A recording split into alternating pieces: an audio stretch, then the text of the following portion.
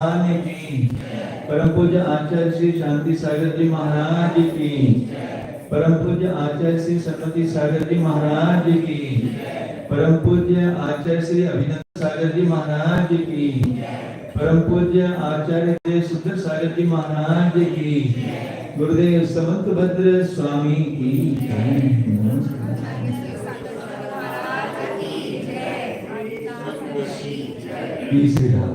आत्म को हित है सुख सो सुख आत्म का बिन आकुलता बिन कहिए आकुलता शिव माइनता दे शिव मग लागो चाहिए सम्यक दर्शन ज्ञान चरण शिव मदसोदिविध विचारो जो सत्यारत रूप सोनिष्ठ कारण सो व्यवहारो पर द्रव्यनित भिन्न आप में रुचि सम्यक फला है आप रूप को जान परो सो सम्यक ज्ञान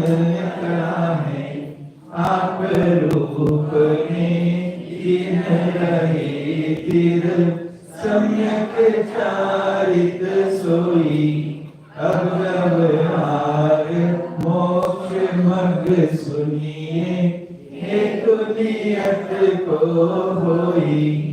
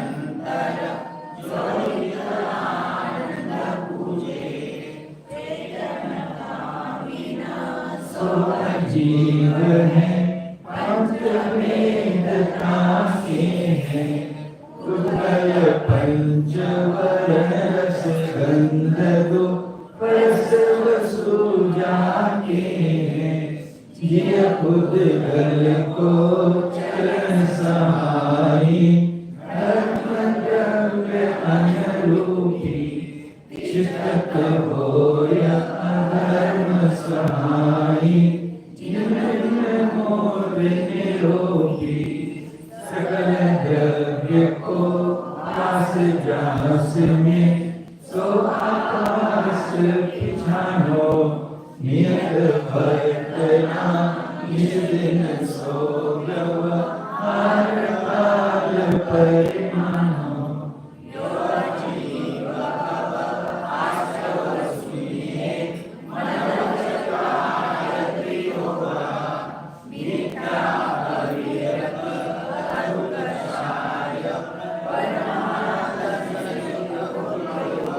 ये हो गया था यहाँ तक। जीव का वर्णन किया, अजीव का किया और आश्रव। आश्रव का क्या वर्णन किया कि कर्मों के आने के द्वार को आश्रव, और कैसे होता है, जैसे जैसे ये जीव विभाव रूप परिणाम करता है तो ये बैठे हुए पुद्गल वर्गनाएं यहीं पर सब आ जाती हैं और जीव के साथ ये जो पूर्वबद्ध कर्म है उनके साथ फिर एक में हो जाते हैं। यदि आश्रव होगा तो बंध हाँ होगा ही होगा, ऐसा हो सकता ना हो। आश्रव होगा तो बंध, तो फिर आश्रव को रोकना पड़ेगा ना। कैसे रोकोगे? अपने परिणामों को विभाव रूप न करके अधिक से अधिक जितना भी हो सके स्वभाव में रहो तो आश्रव रुकेंगे। और आश्रय होगा तो बंद हो गया।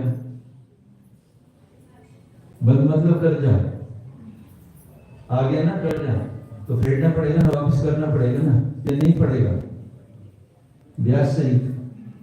चलो, ये ही आत्म के दुख कारण ताते इनको तजिए जीव प्रदेश बंधे विधि सो बंधन कबहु न सजिए। ये भी हो गया था, आगे पढ़ेंगे। शब्दम तेजो कर्म न आगे सो समर आदरी तप बल दे विधि जन निर्जरा ताहि सदा आचरिए।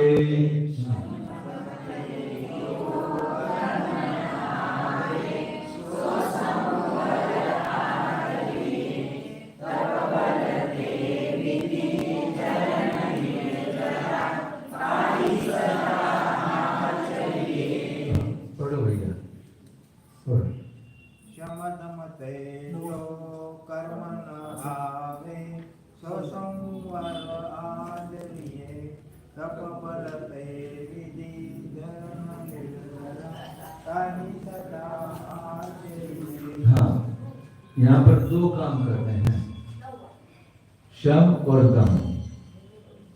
यानी शम से तो वो काम करना है समता रूप परिणाम। समता की यदि परिभाषा परमात्मा प्रकाश में चल रही थी, समता रूप भाव करके कर्मों का आश्रम ना हो। जैसे कर्जा लिया किसी व्यक्ति ने, यदि कर्जे पे कर्जा लेता जाएगा तो कभी कर्जे से मुक्त होगा क्या? तो पहला काम तो क्या करना है? कर्जा लेना बंद करना। समता रूप परिणाम से मतलब कर्म का आश्रम ना हो, नए कर्म ना बंधे, तो हमारे कर्ज की रोक लगी ना वहां पर कि नया कर्ज नहीं आएगा। और फिर दम, जो पहला कर्जा लिया हुआ है उसको फेंकना, उसको वापस करना, यानी जो पूर्वबद्ध कर्म है उनकी निर्जना करना है, उनका नाश करना है। तो शम दम ते जो कर्म न आवे सो संवर आदरिये। ऐसा जो कर्मों का नहीं आना उसको कहा संवर। यानी आश्रव को रोक कर जो कर्मों के आना रोक दिया उसको क्या कहा? संवर। और संवर भी कैसा है कि पूर्व के कर्मों की निर्जरा करना। बताया था नहीं, पानी में, नाव में पानी तो बहुत आ गया है, आ तो गया, तो आपने सुराख बंद किया जहां से पानी आ रहा था, तो पानी आना बंद हुआ, तो ये शम से तो आश्रव बंद हुआ। अब जो नाव में पानी भर गया था उसको ऐसे रखोगे क्या? निकालना पड़ेगा ना, तभी तो नाव हल्की होगी। तो अभी अपना जो पूर्व में इतने अनंत कर्म ऐसी वर्णाएं अपने साथ में कर्म रूप परिवर्तित होकर बंधी हुई हैं। कितनी बंधी हुई होंगी अंदाजे से? कितनी है? 100, 200, 500 अनंत ऐसे बंधी हुई है इतना। तो उनको अब निकालना, नाश करना है। उनको निकालना नहीं पड़ेगा। जिस विभाव रूप परिणाम करके ये सब आई हैं, उसके विपरीत स्वभाव में जाएंगे। स्वभाव में तो ये अपने आप चली जाएंगी। इनको कहना नहीं पड़ेगा कि तुम चली जाओ। बुलाया क्या आपने कि आ जाओ तुम? जैसे विभाव रूप परिणाम किया तो ये सब आकर हमारे यहाँ जम गई है। बताया था नहीं ये? जब स्वभाव में रहोगे, नहीं अपने भाव में रहोगे, अंतरंग में रहोगे, तो अंदर बैठी हुई ये कर्म वर्णाएं सब बाहर भागने लगेगी। और जब आप बाहर भागोगे तो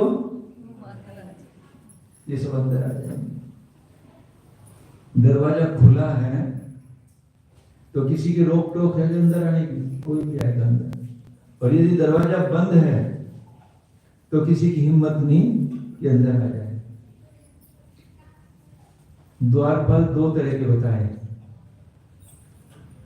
एक अंदर नहीं आने देता, एक बाहर नहीं जाने देता।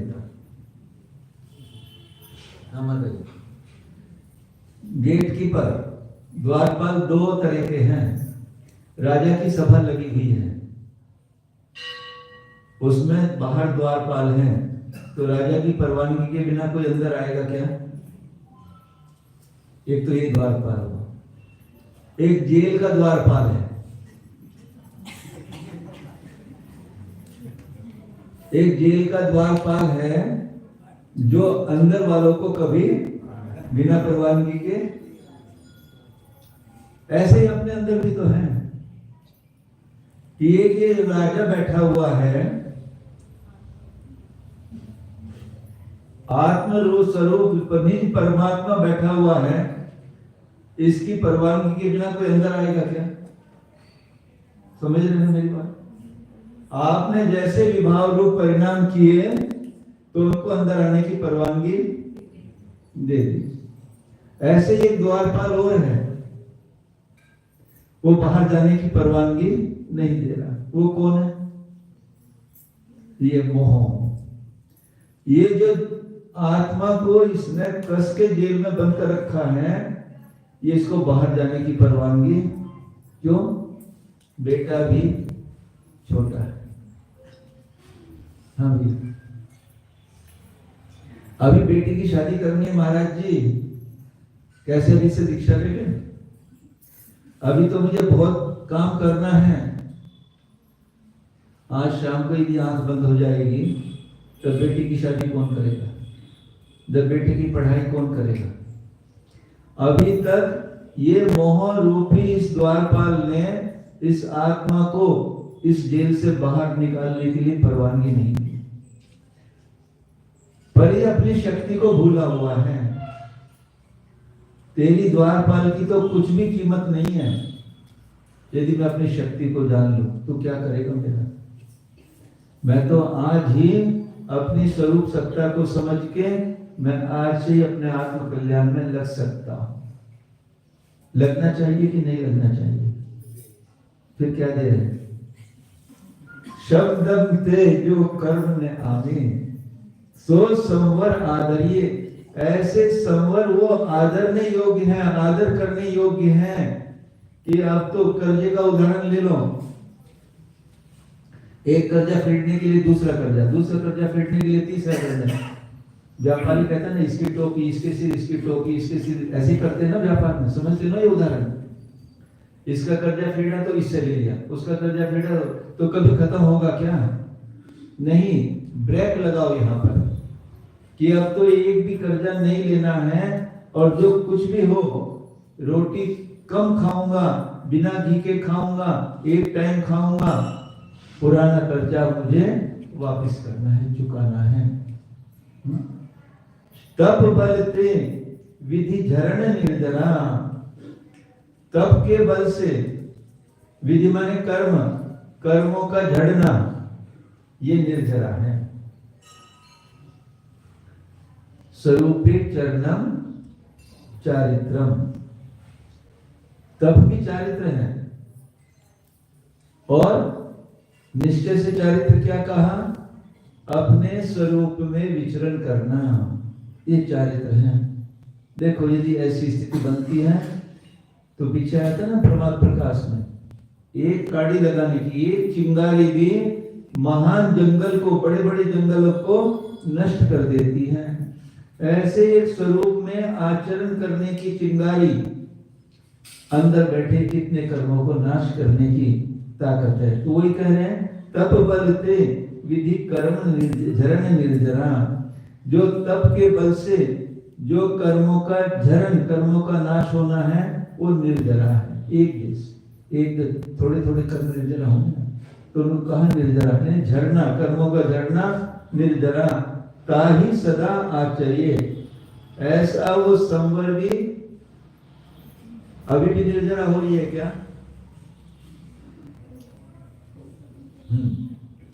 प्रति समय निर्जरा चालू है, पर वो निर्जरा कार्यकारी नहीं है, क्योंकि जितने कर्मों की निर्जरा हो रही है उतने कर्मों का प्रति समय आश्रय बंद भी हो रहा है, तो वो कार्यकारी नहीं है। संवर रूप निर्जरा जो है, नए कर्मों का कर्जा नहीं लेना है और पुराने बैठों की, पहले पुराने बैठे वाले की निर्जरा करना है, ऐसी निर्जरा वो आदर करने योग्य है। तप बलते, तप के बल से जो कर्मों की निर्जरा होती है। एक बहुत उदाहरण तो एक बार बताया है, ध्यान ध्याता देह का भी जब विकल्प जीव को नहीं होता। ऐसे मुनिराज थे ना, वो जंगल के बाहर खड़े हुए, जिनकी माँ आई थी कि मैं बेटी की शादी करने जा रही हूँ, बताया था ना उदाहरण ये। तो मुनिराज बता देते हैं अंदर माँ को, माँ है ना, बहन की शादी करने जा रही है, ये अंदर तो डाकू छिपे हुए हैं। मुनि ने नहीं बताया तो गलती की ना मुनि ने। यदि उस माँ को मार देता डाकू, बहन को मार देता, तो उसकी हिंसा को दोष मुनि को लगता ना? हाँ भैया, क्यों? उस मुनि के कारण एक दो जीवों की हिंसा हो जाएगी ना। मुनि को तो पता था यहाँ डाकू छिपे हुए, उसको बताना चाहिए नहीं बताना चाहिए? तो जब उनको मार देता यदि वो डाकू, तो उनकी हिंसा का दोष इस मुनि को लगता है नहीं लगता? यदि आप दीक्षा ले लो और आपके वियोग में पति मरनासन हो जाए, तो उसके मरने की हिंसा का दोष आपको लगेगा या नहीं लगेगा? सोच समझ के बताना। हाँ भैया सुकुमार जी, हाँ हाँ बोलो भैया, लगेगा नहीं लगेगा? अरे ये सोचते रहोगे, प्रत्येक जीव की अपनी सत्ता है, उसका अपना कर्म है, सबके ठेकेदार बने हुए हो आप। किसके जन्म के, किसके मृत्यु के, सबके ठेकेदार हम बन गए क्या? और यदि उसके मृत्यु के चक्कर में हम दीक्षा न लें, हम अपने कल्याण में न लगे, तुम्हारा जैसा तुम्हारे कर्म के अनुसार होना होगा होगा। तुम्हारी आयु कर्म जितना है, मैं घर में रहूं या बाहर रहूं, मैं उसमें कुछ कर सकता हूं क्या? चिंतन का विषय है। मेरा बेटा मुझे परवानगी नहीं दे रहा, अभी तो एक ही है, 1,000 थे, 1,000 पुत्र थे उनके। वैद्यदत्त चक्रवर्ती ने देखा भौरे को, चक्रवर्ती था, बहुत ज्ञानी, महापुरुषों में होते हैं, सलाहकार पुरुषों में चक्रवर्ती, उनके ज्ञान का क्षयोपम। एक भौरे को कमल के अंदर बंद हुआ देख लिया, उसमें ही वो मर गया। हे भोरे, तेरे अंदर तो काठ को फोड़ने के बाहर निकलने की शक्ति है। एक भोरे के अंदर काष्ठ को फोड़ के भी बाहर निकल सकता है, पर तो इस कोमल कली में, इसके पराग के राग में इतना आसक्त हो गया कि तूने अपने इस पर्याय की इतिश्री कर दी। तेरे अंदर कितनी शक्ति थी, परंतु पराग में तू इतना मस्त हो गया, तूने अपने पर्याय का नाश कर दिया। अपनी स्थिति देखो, उस भोरे से भी ज्यादा बदतर स्थिति। वो तो अज्ञानता थी उसकी, चतुरिंद्रिय जीव था, मिथ्यात्वी था। वो चक्रवर्ती कह रहा, वो तो मैं तो पंचेंद्रिय हूं, मनुष्य हूं। वो तो अज्ञानता थी, मैं कैसे इन 1000 पुत्रों में और राज के राग में मैं फंसा हुआ। तुरंत वैराग्य हुआ। अब राज तो किसी को देना पड़ेगा ना। राज का भार बड़े लड़के को बुलाया, ये ले लो। क्या हुआ पिताजी? राज समाज सदा दुख कारण, बैर बढ़ावन हारा। मैं तो अपनी कल्याण के लिए जैनेन्द्र दीक्षा लेने जा रहा हूं। पुत्र भी होशियार थे। तो जब ऐसी गंदी वस्तु ये राज है, राज समाज अग का कारण है, पाप का कारण है, तो हमको क्यों दे रहे हो? मैं भी चलता। एक करके 1000 को बुलाया, सभी पुत्रों ने वो ही जवाब दिया। अब चक्रवर्ती किसको राज दे? एक छोटा बच्चा था, 2 बातें सुने, तो पेट में था या बच्चा था, उसी को तिलक किया, चल दी। उन्होंने नहीं देखा इस राज का क्या होगा। और हमें सब कुछ देखना पड़ता। महाराज जी क्या हो रहा है? ये संवर पूर्वक निर्जरा कैसे करोगे? तप बल से विधि धरना कब करोगे? देवप्रयाग में पहुंच जाओगे, वहां करोगे क्या डॉक्टर साहब? देवप्रयाग में करोगे क्या? तब योग्यता ही नहीं है वहां पर। तब करने की योग्यता ही नहीं। सम्यक तो प्राप्त कर लोगे, तप और संयम वहां धारण त्रियंग पर्याय में कर लोगे क्या? नरकों में। आज क्या मिला हुआ है आपको? कैसी अद्भुत वस्तु मिली हुई, हीरा रत्न मिला हुआ है आज आपको। इस पर्याय में आप इसी में कर सकते हो संयम। सकल संयम तो इसी मनुष्य पर्याय में है। और यदि अभी भी नहीं कहा तो कब हमारी संवर पूर्वक निर्जरा होगी? विचार करो। कैसे इस पराग के राग में फंसे रहोगे? दूसरे के भाग्य को आप चैलेंज कर रहे हो। मैं उसका भाग बदल दूंगा, मैं उसके लिए ये कर दूंगा, मैं उसके लिए ये कर दूंगा। क्या कर दूंगा? एक व्यक्ति था बहुत गरीब, बहुत गरीब था, घर में खाने को कुछ नहीं था। एक सेठ जी के पास पहुंचा, घर में कुछ भी नहीं। तो सेठ जी ने 20 किलो गेहूं उसकी चादर में दे दिया। घर तक पहुंचा तो चादर खाली। क्यों? चादर में छिद्र था, सुराख था। सब वो गेहूं नीचे गिरता गिरता गिरता जब घर पहुंचा, चादर खाली। आप इसका क्या कर सकते हो? उसका भाग्य बदल सकते हो क्या? जब उसके पाप का ही उदय है तो सारे साधन उसको वैसे ही मिलेंगे। और किसी का पुण्य का उदय है। 1-2 उदाहरण और आते हैं। खोपरा होता है ना, खोपरा, उसके अंदर जल कहां से आता है? पानी कहां से आता है? कोई ऊपर से डालता है क्या?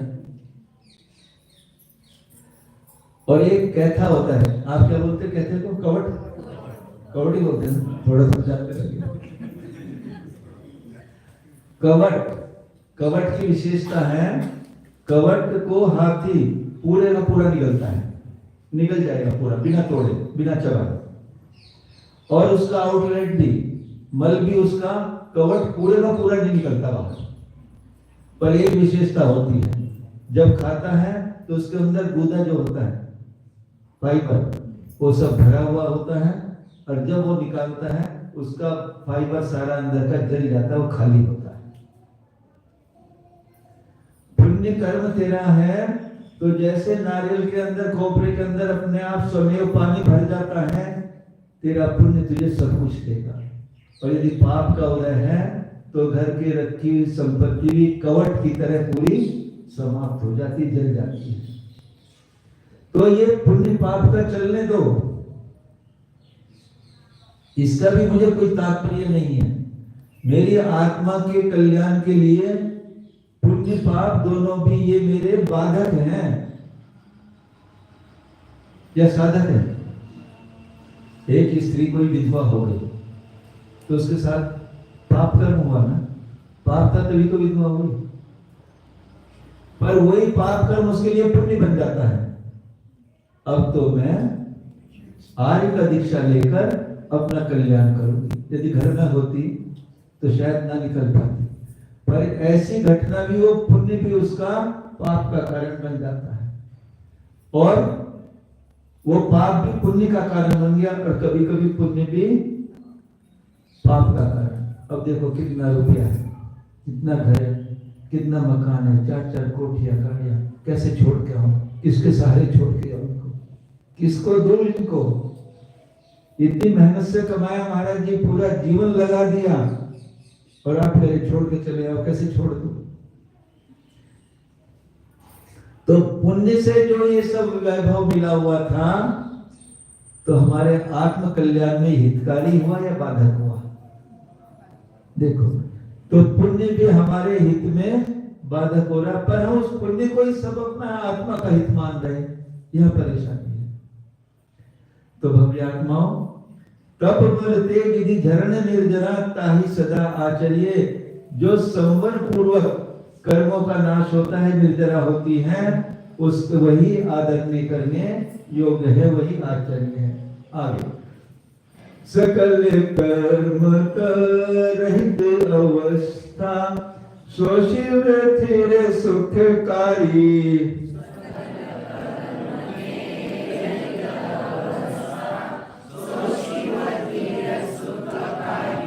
विधि जो श्रद्धा तत्व की सो समुचित व्यवहारी।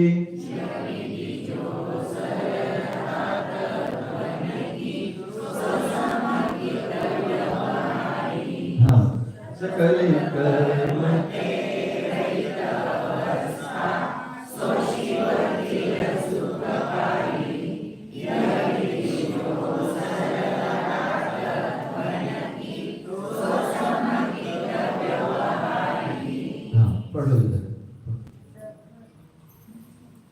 सकल कर्म ते रहित अवस्था सो शिव धीर सुखकारी। यह विधि जो श्रद्धा तत्वन की सो समगित व्यवहारी। हाँ, जीव का वर्णन, अजीव का, आश्रम, बंध और संवर और निर्जरा, यहाँ तक बताया अभी। अब आगे मोक्ष तत्व के बारे में बता रहे। सकल कर्मते रहित अवस्था, किसकी अवस्था? जीव की। जीव की सर्व कर्मों से रहित होना, एक भी स्पोर्ट, एक भी कर्म सत्ता में ना रहे, ऐसी अवस्था हो जाए। सो शिव थिर सुखकारी, ऐसा वह शिव माने मोक्ष, ऐसी वो मोक्ष अवस्था कैसी है? थिर, स्थिर। वो अवस्था कैसी है? स्थिर अवस्था है, अब कभी वो बदलने वाली। एते पदमिदं यत्र चैतन्य धातु शुद्ध शुद्ध सुरस भरत स्थायी भावत्व में स्थायी भावत्व। अब ये स्थायी भाव को प्राप्त हो गया है। अभी तो इस पर्याय से उस पर्याय, इस पर्याय से उस पर्याय, इस उपयोग से उस उपयोग, अभी विवाह रूप, अभी इस रूप, कितनी चंचलता थी। अब जब सर्वों कर्मों का नाश हो गया, अब स्थिर, अब कहीं भी चलायमान नहीं है। वह मोक्ष पद स्थिर है, अब ये कभी भी वहां से च्युत नहीं हो सकता, पतित नहीं हो सकता। स्थिर पद को प्राप्त कर लिया है। और कैसा है? सुखकारी। अब अनंत सुख के सागर में लीन। और सुख का पहले भी प्रयोग किया था। जो आकुलता रहित सुख है वो सुख है, वही हित है आत्मा का। और जिसमें जो आकुलता है वो सुख नहीं है। तो ऐसे अनंत सुख के सागर में ये मोक्ष का स्वरूप है। जब ये आत्मा सब कर्मों से रहित हो जाता है तो अनंत सुख के सागर में लीन हो जाता है। ये विधि जो श्रद्धा तत्व की, इस प्रकार जो 7 तत्वों की श्रद्धा है, ये 7 तत्व ऐसे ही हैं, और इनका स्वरूप यही है। सो समकित व्यवहारी, उसको व्यवहार सम्यक दृष्टि कहा है। जो जीव इन 7 तत्वों की दृढ़ रूप से इनके स्वरूप को जानकर उनकी श्रद्धा करता है, वह व्यवहार सम्यक दृष्टि है। अभी निष्ठा की बात नहीं कही। 7 तत्वों का श्रद्धा करना ये व्यवहार सम्यक दर्शन है। आगे देव जिनेन्द्र गुरु परिग्रह बिन धर्म दया जुत सारो।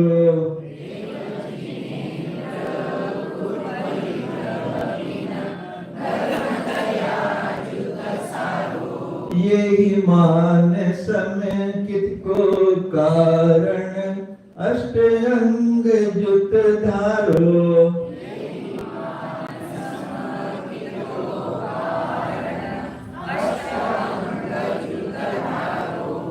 देव जिनेन्द्र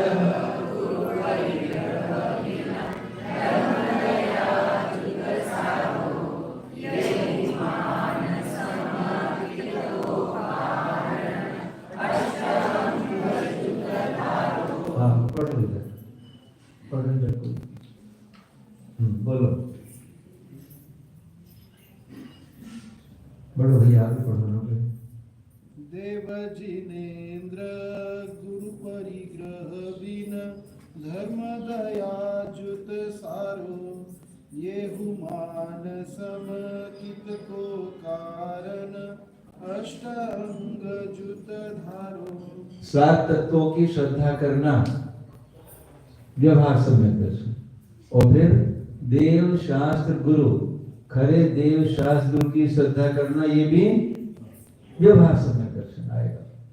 देव जिनेन्द्र, जिनेन्द्र देव को छोड़कर और कोई देव व्यवहार है। अभी निश्चय बताएंगे फिर कौन सच्चा देव है, ये भी व्यवहार है। देव जिनेन्द्र, यदि देवादि देव जिनेन्द्र देव ही हमारे खरे देव हैं, कल भी चर्चा की थी। और मैं देवी देवताओं की जो श्रद्धा करता है, ये देव रूप में देव गति का उनका उदय है, वो बात अलग है। पर उनको जो देव पर्याय वाले जीव हैं, उनको यदि देवादि देव की तरह मानकर पूजता है तो मिथ्या दृष्टि है। हमारे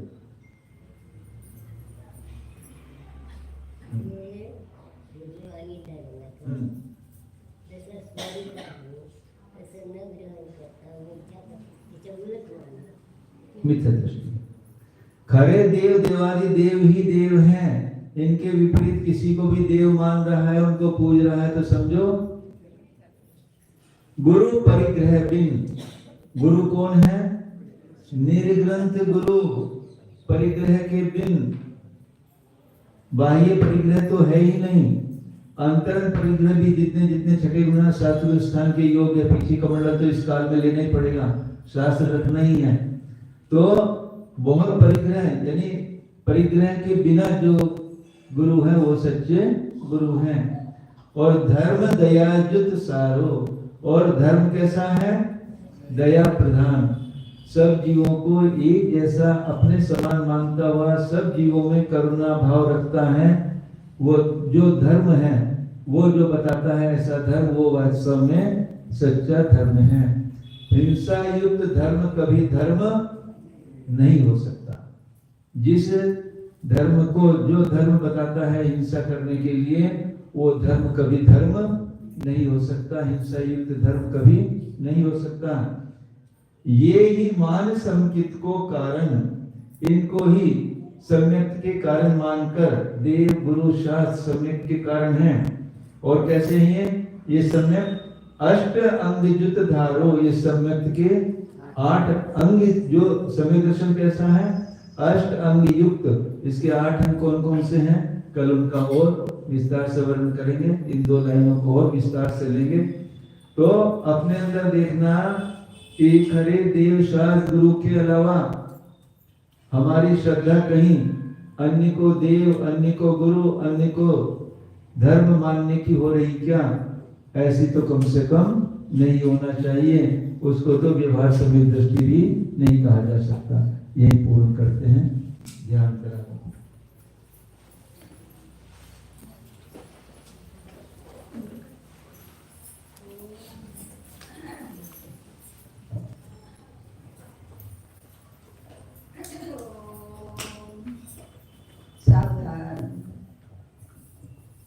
सावधान म्हणजे आपल्या स्वरूपाकडे आपली जी ज्ञान पर्याय ती सन्मुख करायची आहे।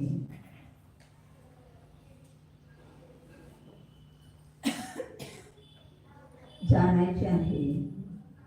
हा जाणणारा मी जीव त्रिकाली ज्ञानमयच आहे। पहा, जाणीवे देत आहे।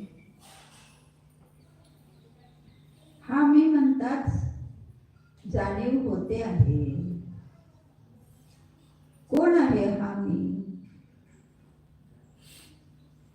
पहा, म्हणजे देह देवालयामध्ये स्थित असलेला हा निज देव अनादि अनंत आहे। कर्म कलंकाने रहित आहे, शुद्ध आहे, स्वयं देव आहे, शाश्वत आहे। जाणा,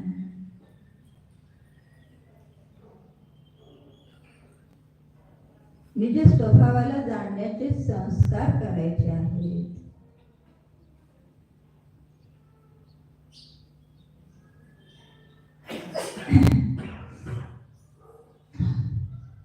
निर्विकल्प या स्वरूपामध्ये कोणत्याही प्रकारचे विकल्प नाहीतच। या बाह्य विकल्प जालाने रहित भीतराग देव आहे। भगवंतांच्याकडे पाहिले असताना त्यांच्यामध्ये जी वितरागता प्रतितीस येत आहे। कोणी नमस्कार केला, कोणी नाही केला, भगवान जसे न्यायक आहेत तसा हा मी न्यायक वितराग स्वभावीच जीव आहे। या स्वरूपामध्ये क्रोध, मान, माया, लोभादी विकारी भाव नाहीत। असा हा निर्मल देव आहे। पहा, शांत चित्ताने त्याकडे दृष्टी द्या तर जाणीवेत येत आहे। हा जाणणारा मी परम पवित्र देव आहे, कुठे बाहेर नाही। देवालयात, तीर्थक्षेत्रात कोठे आहे? सगळीकडे शोधून आलो, कोठे आहे? पहा, जवळच आहे, आपल्या जवळच आहे। या पुद्गल पिंडामध्ये श्वास करत आहे, तरी देखील याला स्पर्श करतच नाही. असा हा मी चैतन्य धातुमय देव आहे. सहज नित्य निरंजन ज्ञानमय जीव आहे जाणा. या निज द्रव्य क्षेत्र काल भावामध्ये सतत सद्रूपाने याचे अस्तित्व आहेच. अनादी कालापासून याला जाणले नाही. आता जे पूर्वी कार्य केले नाही ते आता करायचे आहे म्हणून जाणीवेत येत आहे. हा जाणणारा मी सच्चिदानंद एक स्वरूपो.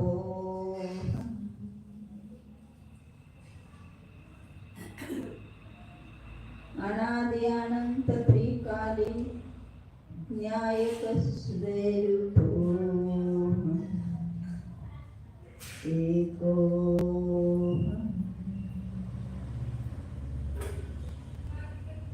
निसंगो